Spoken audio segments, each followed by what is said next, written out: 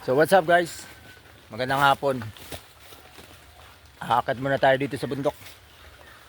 Gahanap tayo ng gulayin, puso o lubi-lubi o kaya dahon ng ligaw na ampalaya.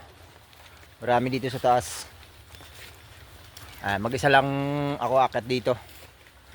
Wala, mga nagpapahinga yung mga tropa. Ayaw sumama. So baka may taba din na saba, kukunin na rin natin. Wala, nakakasawa na rin ng isda, karni. Nakakasabik din ng gulay, kaya manggugulay tayo. Pag nakakuha ng puso ng saba, pinigataan. Pag dahon ng palaya, pwede lagyan ng munggo. Pag lubi-lubi, pwede rin gataan ng lubi-lubi. Ayun, may isa na tayong nakitang puso. Dalawa. So marami naman ditong puno ng saging. Marami din puso. So kunin natin.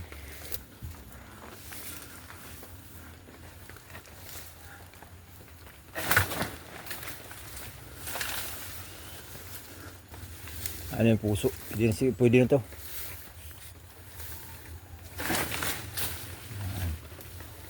Ayan. Bali maliit lang siya, pero pwede na. Ayan.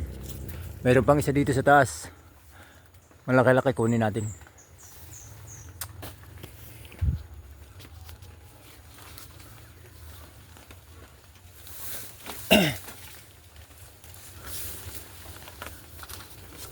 Sasama sana si Chubiping. Kaya lang may gagawin. Hindi naman tropa, iba. Tamad umakyat dito sa bundok. Doon lang yung sa baba.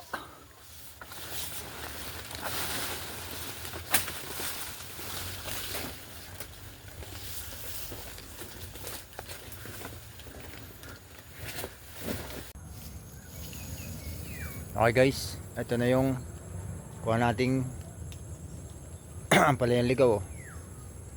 So konti pa lang, dagdagan pa natin. Nandito nga pala ako sa sa taas, sa tuktok ng bundok. Ayun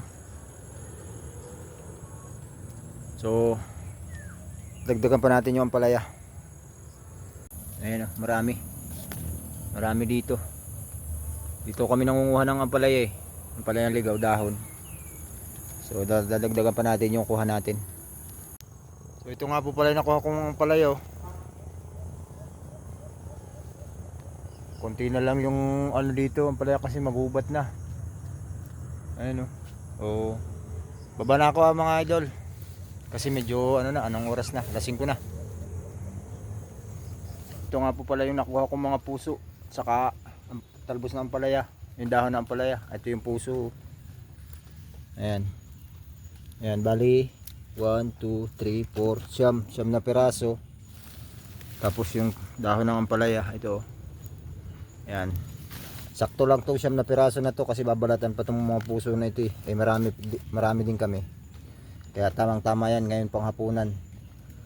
Hindi ko alam kung alin ang uunahin nilang lutuin, o itong puso o itong dahon ng ampalaya. Ayun So marami-rami na rin.